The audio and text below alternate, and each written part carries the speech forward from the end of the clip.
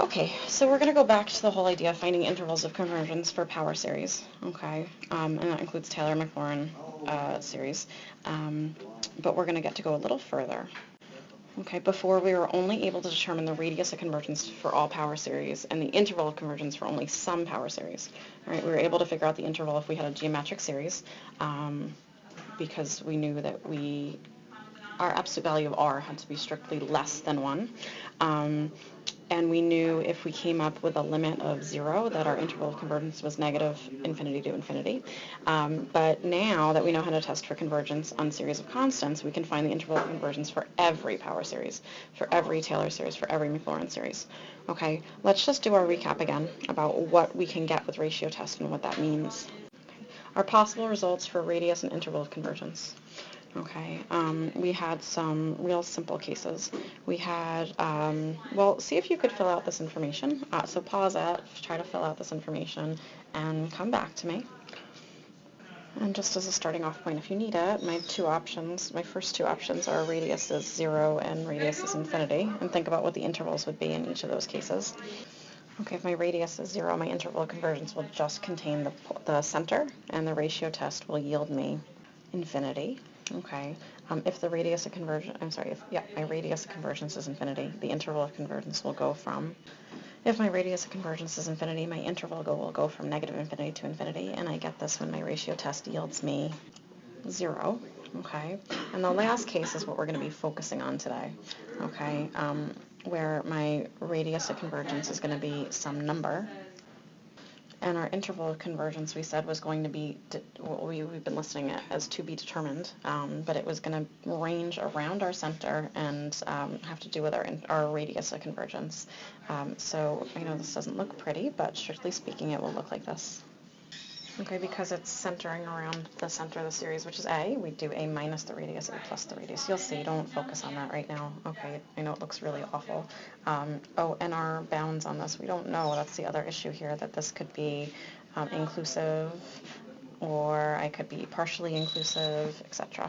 Okay, but the big thing that we couldn't figure out before is, are we convergent or divergent at the endpoints? What kind of hug is it? Is it a clamp down hug? Is it an I don't want to be touching you hug? That kind of thing. And our ratio test on these were yielding something in terms of x. Okay, so this is the problem type that we're going to be focusing on today, okay, when we get something in terms of x for our ratio test and we have to figure out the interval of convergence. We're going to actually finish up that problem today. Okay, so let's look at some examples. We're going to find radius and interval of convergence for a couple series. I want to start with this one, and I just want you guys to remember to look out for, well, pause it, look at this, decide what you can do with this, and come back to me. Okay, but I want you guys to recognize that this is a geometric series. And when we have a geometric series, most of our work is done. Okay, we just need to recognize what absolute value of r is. And in this case, absolute value of r would be the absolute value of 2x over 3. Well, technically negative 2x over 3, but yes, that has to be less than 1. And if I solve that inequality, I will get that x can range between negative 3/2 and 3/2. Okay, I am divergent at those endpoints because it'll make absolute value of r equal to 1. And so therefore, well, why don't you tell me, pause and come back when you've decided what the radius and interval of convergence are. And you should have come up with the fact that r is 3/2 and the interval of convergence goes from negative 3/2 to 3/2. Okay, so when we have geometric series, it's still a very easy problem. I don't want you to forget that. Let's look at a more complicated example. Let's find the radius and interval of convergence for the sum of x minus 3 to the n over n. Okay, so the first question you need to ask yourself is this geometric? And the answer should be no. In that case, I'm going to need to ratio test it. So I'd like you to go ahead and ratio test it, okay? And when you are done, you can come back to it to me. So pause, do your ratio test, and come back. Okay, so when I ratio, I take the limit as n approaches infinity of the absolute value of the ratio of two consecutive terms. I should be able to factor out the absolute value of x minus 3, and my limit as n approaches infinity of n over n plus 1 is going to get me to 1, which means that my limit is equal to absolute value of x minus 3. Okay, this is the interesting stuff, the stuff in terms of x. So I'm going to now, if you haven't finished, pause and finish and come back to me. But you should, in order to be convergent, we need this limit to be less than 1. So, and if absolute value of x minus 3 is less than 1, that means that x minus 3 is going to range between negative 1 and 1, which means that x is going to have to range between 2 and 4. Okay, now before we said that we just didn't know if we were going to include 2 or exclude 2 and include 4 or exclude 4 on our interval. Are we going to clamp down at those endpoints? All right, so we're going to use the skills that we just learned in the last week to figure that out. Okay, so I'm going to go ahead and I'm going to test these endpoints to decide if I'm convergent or divergent at those endpoints. Okay, it doesn't matter which endpoint I test first. I'm going to just start at the left endpoint. I'm going to test x equals 2 first. And the way that I test an endpoint is I plug that x value into my original series, and I look at the series that's produced from that, and I decide if that series is convergent or divergent. Okay, so I'm going to replace my x with 2 in the original series. So do that, pause, and come back to me, please. Okay, if I put in my 2, I have the sum of 2 minus 3 to the n over n. So simplify this, please. Pause it if you need to. I'll have the sum of negative 1 to the n over n. Okay, and now we go back to what we've been doing the last week. All right, is this convergent or divergent? What kind of series is this? Is it geometric? Is it a p-series? Is it an alternating series? Those should be the first 3 questions you ask yourself. So pause if you need to. Think about what kind of series this is. But this should be an alternating series, so I'm going to alternating series test it.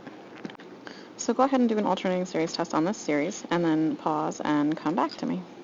Okay, so the first thing is that the limit as n approaches infinity of 1 over n, which is the non-alternating part of the series, is 0. Okay, so that's good.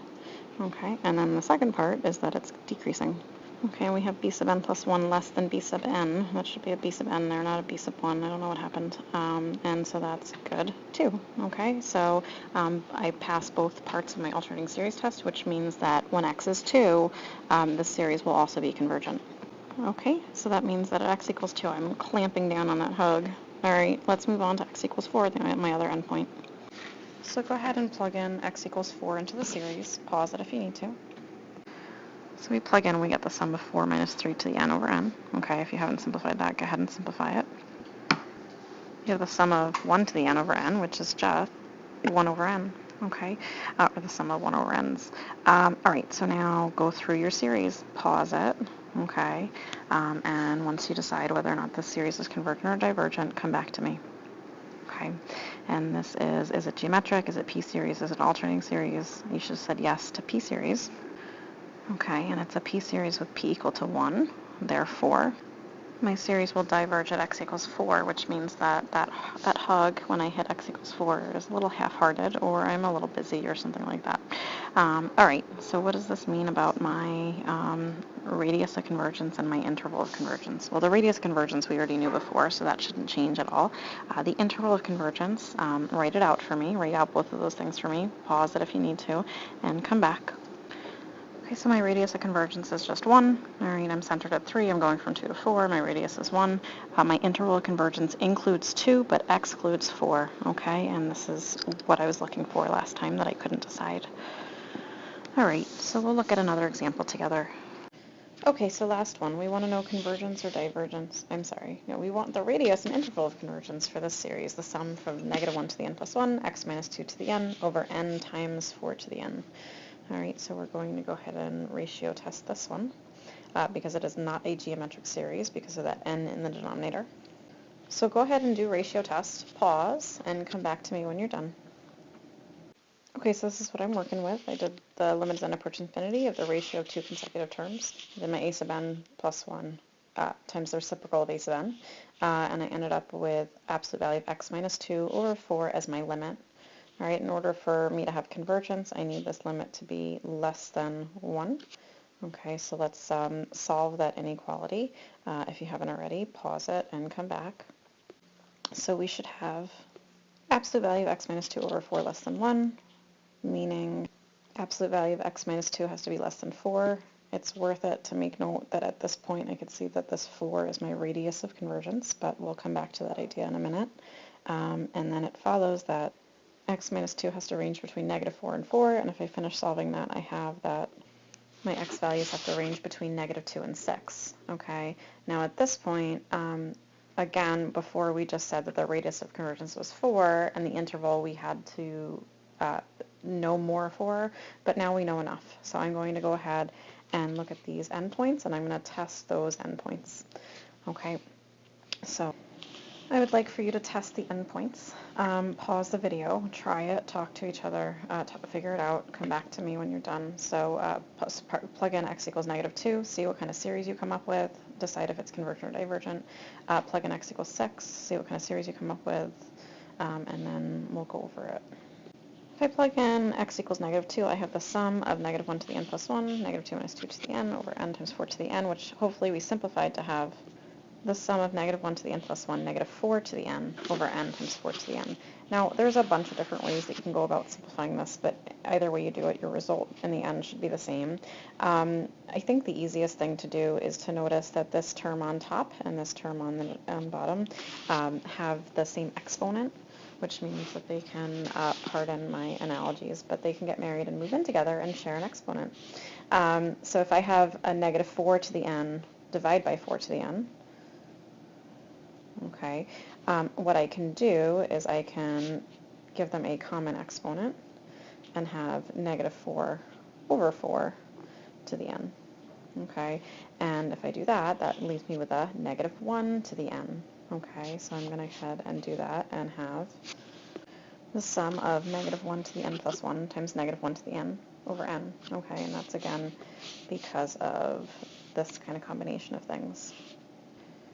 Okay, so again, I can continue to simplify this specifically, or I can think about what's happening in my numerator and decide what this really means, and I think that's the simplest way to do it. So what I would like for you to do is to start plugging in your n values. Okay, start at n equals 1, then n equals 2, n equals 3. See what's happening to your numerator, and I think this will shed the most light on what these actually translate into, instead of, you know, trying to combine exponents and seeing what that means. So pause, plug in some values for n, and see what happens, and then come back to me. Okay, and hopefully what you did notice is that I'm always going to have a positive times a negative. So if I start at n equals 1, I have a positive times a negative, which gives me a negative. If I do n equals 2, I have a negative times a positive, which is a negative. If I do n equals 3, I have a positive times a negative, which is negative. N equals 4, negative times positive, which is negative. Okay, so regardless of what I plug in for n, this is the same as having the sum of -1 over n. Okay, now that we've decided what this series actually is, I need you to go through with your series tests and decide if it's convergent or divergent. So pause it if you need to, and come back to me when you know what kind of series it is and whether or not it's convergent or divergent.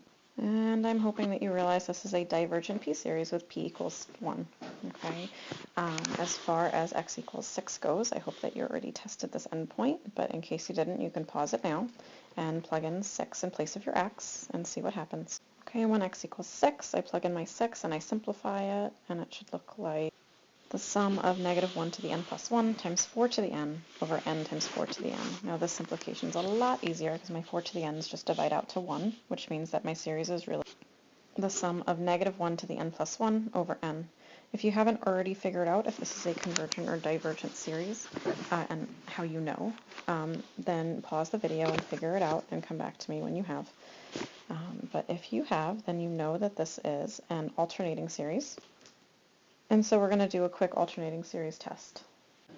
Okay, in this case our b sub n is 1 over n, so I need to show that the limit as n approaches infinity of 1 over n, it needs to be 0, which it is. Okay, and I also need to show decreasing, so I need to show that b sub n plus 1, which is 1 over n plus 1, is less than 1 over n, which it is, which is my b sub n. Okay, so I have a convergent alternating series. Okay, given all this information, we want to figure out the radius and interval of convergence. So if you haven't already, pause now, list me out the radius and interval of convergence, and come back to me when you're done. Okay, my radius is 4, which I had mentioned before when we just listed out our initial interval. We weren't sure about the endpoints. And then the interval, we just said we were divergent at -2, but convergent at 6. So our interval would be from -2 to 6, not including -2, yes, including 6, okay? It is possible to be divergent at both endpoints. It's also possible to be convergent at both endpoints, okay? So that's how all of what we've done kind of comes together. Okay.